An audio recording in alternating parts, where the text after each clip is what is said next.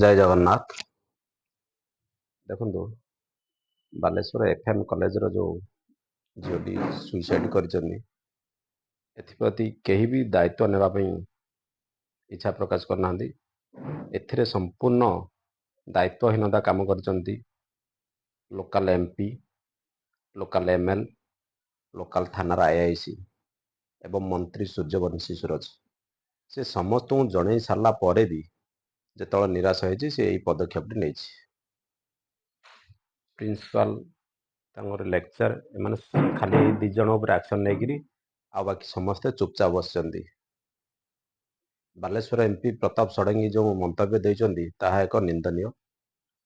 ଆପଣ ଜଣେଇଛନ୍ତି, ଥାନାକୁ ଜଣେଇଲେ, ଯଦି ଆପଣଙ୍କ ଥାନାର IIC ଆପଣଙ୍କ କଥା ଶୁଣିଲେନି, ଆପଣ ଉଚ୍ଚ ପଦାଧିକାରୀକୁ କାହିଁକି ଜଣେଇଲେନି?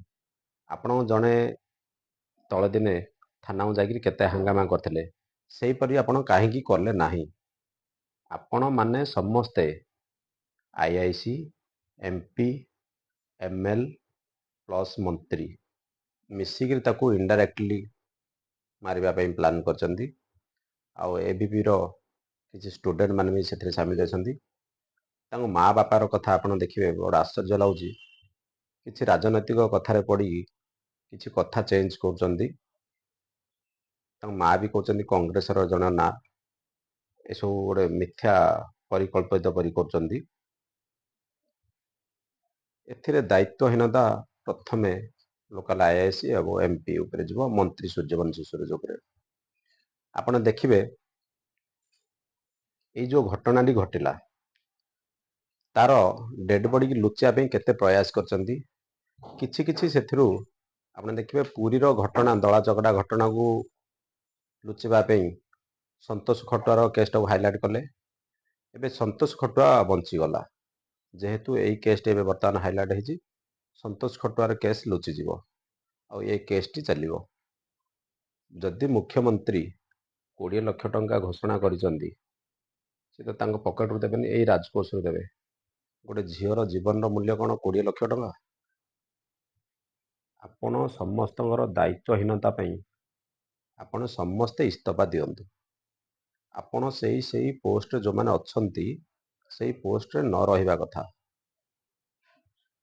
ଆପଣ ସମସ୍ତେ ଦାୟିତ୍ୱହୀନତା କରିଛନ୍ତି। ତେଣୁକରି ସମସ୍ତଙ୍କୁ ଅନୁରୋଧ, ଏଥିରେ ରାଜନୀତି ନ କରି କ୍ୟାଣ୍ଡେଲ ରାଲି କରିଦେଲେ ତାର ଆତ୍ମା ଶାନ୍ତି ପାଇବନି, ଶୋଭାଯାତ୍ରା ଗଲେ ଆତ୍ମା ଶାନ୍ତି ପାଇବନି। ଫ୍ୟୁଚରରେ ଆଉ ଏମିତି କାହା ପାଖରେ ନ ହଉ, ତାର ପଦକ୍ଷେପ ନେଇ ତାକୁ ଦୃଢ଼ କାର୍ଯ୍ୟାନୁଷ୍ଠାନ ନେବା ଉଚିତ। ସବୁ କଲେଜ ପାଇଁ ହେବା ଦରକାର। ଆଉ ତାଙ୍କ ବାପା ମାଆଙ୍କୁ ବି ଅନୁରୋଧ, କୌଣସି ରାଜନୈତିକ ଚାପରେ ପ୍ରଲୋଭିତ ହୋଇ ବୟାନବାଜି ବଦଳାନ୍ତୁ ନାହିଁ। ଆପଣ ଝିଅ ଯାଇଛି ବହୁତ କଷ୍ଟ, କିନ୍ତୁ ଆପଣ କିଛି ଟଙ୍କା ବା କିଛି ରାଜନୈତିକ ପ୍ରେସରରେ ଆପଣ ବୟାନବାଜି ବଦଳାଉଛନ୍ତି। ଆପଣଙ୍କ ମୁହଁରୁ ଗୋଟେ ଦୁଃଖ ପ୍ରକାଶର କିଛି ଆଭାସ ଆସୁନି। ହୁଏତ ଆପଣ ଦୁଃଖ ପ୍ରକାଶ କରିଥାଇ ପାରନ୍ତି, କିନ୍ତୁ ମିଡ଼ିଆ ସାମ୍ନାରେ ଯେଉଁ ବାଇଟ୍ ଦେଉଛନ୍ତି, ଆପଣ ଦୁଃଖ ପ୍ରକାଶ କଲା ଭଳିଆ ଲାଗୁନି। ରାଜନୈତିକ ଦଳଠାରୁ ଟିକେ ଦୂରେଇ ରୁହନ୍ତୁ। ଝିଅର ନ୍ୟାୟ ପାଇଁ ଲଢ଼ନ୍ତୁ। ଆପଣ ଦେଖିବେ, ଦିଲ୍ଲୀରେ ନିର୍ଭୟା କେସ୍ରେ ତାଙ୍କରି ବାପା ମା ତାଙ୍କ ଝିଅକୁ ନ୍ୟାୟ ପାଇବା ପର୍ଯ୍ୟନ୍ତ କେତେ ଲଢ଼େଇ କରିଥିଲେ। ସେମିତି ଆପଣ ଲଢ଼େଇ ଜାରି ରଖନ୍ତୁ।